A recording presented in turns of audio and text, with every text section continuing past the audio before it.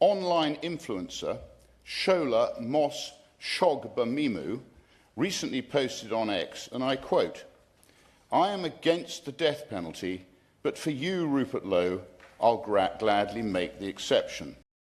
Breaking right now, Rupert Lowe has hit back at that race baiter-in-chief, the anti-white racist herself, Dr Shola, after he revealed that the police were going to take no action against her, despite quite clearly inciting violence against the Restore Britain leader, something he believes proves that there is now two-tier Britain given the action taken against Lucy Connolly. So let me rewind back to where this story started. You might remember that Rupert Lowe had advocated for restoring the death penalty. Actually, a popular position, right, in the United Kingdom, but one that seems to apparently make you an extremist in the mainstream media world. Dr. Shola responded, writing, "Then execute white criminals by death penalty first." She made this about race. Rupert Lowe had not said a thing. He wanted the death penalty restored for the most heinous, most horrific, and most monstrous crimes. But he hadn't made it an issue of race. She then went on, "There are more heinous, horrific, and monstrous white criminals than there are foreign criminals. I'm against the death penalty, but for you, Rupert Lowe, I'll gladly make the exception." Rupert responded, "Lucy Connolly was in prison for months over one foolish social media post. Let's see what happened here." And Dr. Shola then taunted the authorities and the Metropolitan Police, writing, "Bring it on. Even the Met Police sees through your lie. Not only did I not threaten you with death penalty, I don't care about you. You're so desperate to be a victim. I departed from my principal stance against death penalty for you if you execute white British criminals first, following your call to execute foreign criminals." Yes, foreign criminals, Dr. Shola. He hadn't spoken about their colour, okay? Because just to clarify, you can be a foreign criminal if you are white, for example, from Poland. This was not about race. It was about ethnicity. She went on, "You're just another racist, anti-Muslim, Islamophobic bigot who weaponizes the public office to incite hate. Carry on." Now, I got involved in this too, writing, "Dr. Shola now calling for the execution of Rupert Lowe, but the MSM will continue to have this hard leftist hate preacher on their cosy sofas. They're as bad as each other." She responded, "Hey, dumbass Dan Wootton, it's better to keep your mouth shut and appear stupid than open it and remove all doubt. Your comprehension of the English language is sorely lacking, but I expect no less from intellectual dishonest frauds like you, making an exception for Rupert Lowe by agreeing to depart from my principled stance against the death penalty as long as he executes white British criminals first." It's calling out his duplicity and double standards. You walking, talking oppressor masquerading as a victim. On a lighter note, do I finally make number one of your UK most hated list? I was offended when I came third last time. Well, I mean, it's highly possible. It is highly possible you will go up that list, Dr. Shola, because I actually think you are the type of hate preacher who needs to go. You hate Britain so much. You hate the white native population so much. This country would be so much better without you in it. Now, Rupert Lowe took this issue of Dr. Shola to Parliament, this Westminster Hall debate with Lucy Connolly, where he revealed that the police had washed their hands of her incitement to violence. Watch. A very quick but personal message from me to you to let you know that the best way you can support Dan Wootton Outspoken is to subscribe to my Substack at www.outspoken.live. Substack is a free speech platform that protects me from big tech cancellation and lawfare. Paid annual or monthly subscribers get an extra hour of content with the Royal Uncancelled After Show available every weekday with no advertising whatsoever. You can also message me direct on there. That's www.outspoken.live. Online influencer Shola Mos Shogbamimu recently posted on X, and I quote, "I am against the death penalty, but for you, Rupert Lowe, I'll gladly make the exception." This post currently has 2 million views. the Met Police have said no action will be taken. I don't want people in prison for social media posts. I also don't want such obvious two-tier policing. Shola walks free, yet Lucy Connolly was imprisoned for one foolish social media post, soon deleted. Where is the fairness in that? And Paul Thorpe, that is the question, is it not? Where is the fairness in that? Because we all know that Dr. Shola was inciting violence against Rupert Lowe. We all know that she was engaging in very obvious anti-white racism by saying that white criminals should be executed before non-white criminals, something that Rupert Lowe had never said. Now, we can laugh that off, right? I happily laugh that off. You know, I don't want anyone arrested for speech. But it is the absolutely revolting double standards where, and I will say it, white Britons are still being arrested all the time, yet the Metropolitan Police ignore someone like Dr. Shola. Well, Dr. Shola bringing race unnecessarily into a debate, big surprise, eh? I know. Look, maybe the least surprising moment of the week. Paul. Yeah, exactly. I mean, look, Dan, at the end of the day, the only thing that I will give her is, yeah, sure, I'd like to see people like Ian Huntley subject to the death penalty. It wouldn't bother me one bit, but it's ridiculous. Why do these people... Dan, these people are dangerous. This is never, ever, ever, for any of us within this movement, within this space, been about race. No. Let's put that to bed once and for all. We do not care. And Dan, I'm pretty sure I speak for you when I say this. We love people of all colours. Absolutely. It's about culture. It's about... I'm colourblind. Exactly, Dan. But you know, they call me racist for that. Dan, the word racist now is becoming a compliment almost, because if someone calls you a racist, you know you've won the argument. What I want to see is people come onto your show, onto mine, and prove us wrong.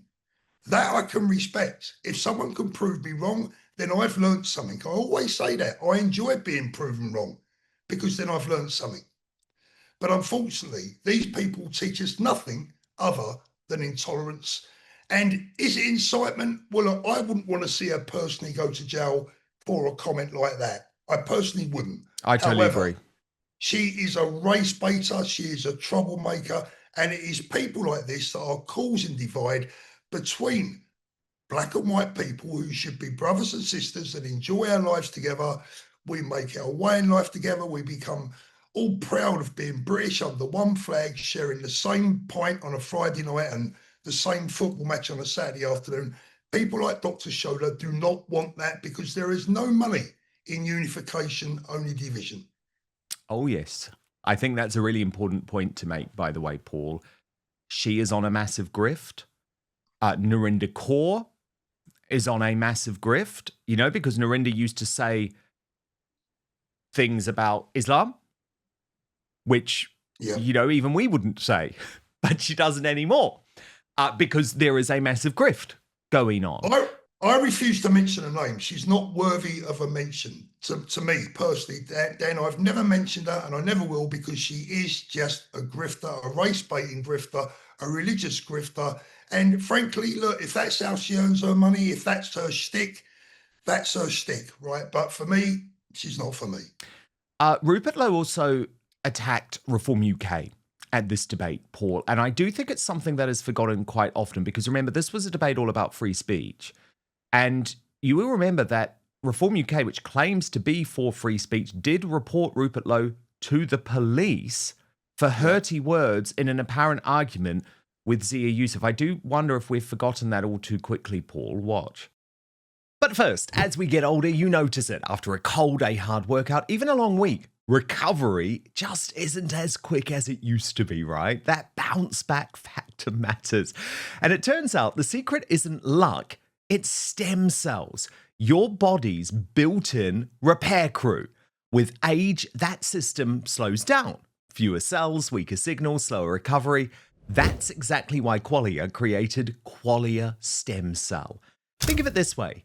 Your cells are powerful. Qualia Stem Cell helps keep them that way. It's crafted with nature's heavy lifters, sea buckthorn royal jelly, and more to support your body's natural repair system so you can keep moving, healing, and thriving. You don't have to accept slowing down. This is about supporting better aging by reactivating the systems that help you bounce back. And it's refreshingly simple. You take it just 4 days a month. So if you've ever felt like your body just doesn't bounce back like it used to, whether it's after a tough workout, getting sick, or just the wear and tear of life, this is for you. Qualia Stem Cell was designed to support your body's natural repair systems, helping you heal, recover, and keep going strong. And right now, you can try it for up to 50% off at qualialife.com/Dan. And here's a bonus. Use the code Dan for an additional 15% off your order. So that's QUALIA life.com/Dan. Your body's built to repair itself. Qualia just helps it do it that better.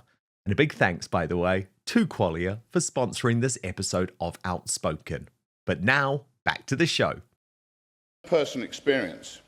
A late-night police raid initiated by false allegations from former Reform Party colleagues relating solely to words I had allegedly spoken. The party of free speech, indeed. The Reform leadership's bitter attempt to see me in prison failed, but too many others do not escape the consequences of such vile misuse of the system. And Rupert, that's Rupert. Paul, I think Rupert is making a very fair point here, actually. And when people come for me, which they often do, and say, Dan, well, Reform UK is the only chance to save the United Kingdom, you're quite tough on them. I say, look, I voted for Reform UK at the last election. I was the first person to predict I think Nigel Farage will be Prime Minister by 2029. It's possible, Paul, that if there was an election tomorrow and I thought that there was the most chance of Reform UK seeing this hard leftist Islamist bloc go, that I would vote for them again. However, that moment for me when Rupert Lowe was reported to the police for hurty words was a big one. And there's been absolutely no reckoning within Reform UK about what happened. And I can't just forget it and move on. Look, Dan, I think you give everyone a very fair crack at the whip. I mean, look, for me, I think the vast majority of people in the United Kingdom right now are sick and tired of hypocrisy politics. And for me, I'm afraid that is where, in many cases, Reform and Nigel Farage has led us. I am now, as I think you know, a member of Advance UK. I'm also on the college. Yes, you are, with Ben Habib, which I think is great, by the way. I think it's absolutely brilliant.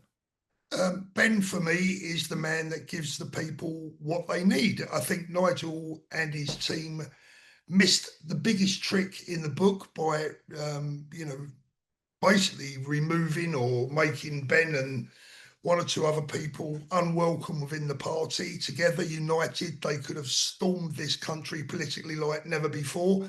Unfortunately, there's a split, but for me, it's Advance and Ben 100%. I'm afraid Nigel has lost my confidence for many, many reasons that we won't go into right now. But look, as you say, if there was a general election tomorrow, the way we would have to vote, potentially tactically in some areas, we'd have to wait and see. But you're right. Totally. I mean, and who knows what's going to happen. And obviously, I hope that... So you just make your point. Sorry, Paul, I interrupted. No, sorry, Dan. I was just going to repeat, it's the hypocrisy politics that I think the vast majority of people are sick and tired of. And I want to see candidates and politicians that tell the truth, tell us it is, and give the people something not only to hope for, something to believe in, Dan, something politicians that we can actually believe, because we've given these people so many mandates in the past and they've let us down. The problem for me, one of the problems with Reform is they're taking people into the party who have failed in the past. This is like employing a football manager who's just seen his last team relegated. It's not going to work. Yeah, there's that whole debate about where the Tories should come in. Also, it would be remiss of me not to mention this major piece of news today in regards to Reform UK.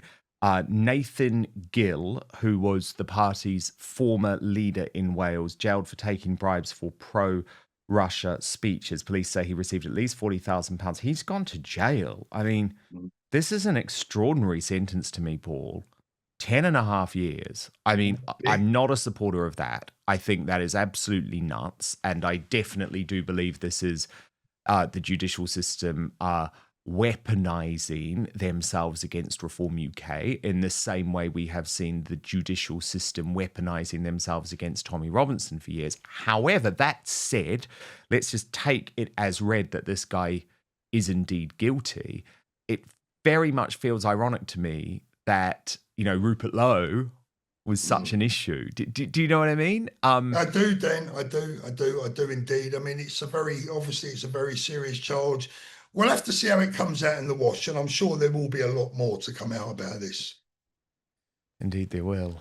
Indeed there will. And of course, one thing that I can guarantee is the mainstream media will go totally bananas for this story because it fits into their agenda. And I would just argue that Reform UK haven't made it easy for themselves because what they needed was a united right. And unfortunately, the way that they treated Ben Habib and Rupert Lowe means that, like in the US, and we're seeing that divide play out at the moment, the UK right is divided too. Now, you can try and pretend that isn't happening. I would argue that's intellectually dishonest. For me, I just want to tell you what I think, but I also stress out, you know, it's not me who's cancelled Reform UK being on the show. They have chosen to do that themselves. Thank you so much for watching Dan Wootton Outspoken. Please click on my face just to the bottom left to subscribe to this brand new independent news source and turn on the notification bell so you'll be alerted to our brand new live shows, uncancelled interviews, and special royal episodes. Outspoken is also now available as a podcast, so you can listen to the show every weekday on the go, wherever you are.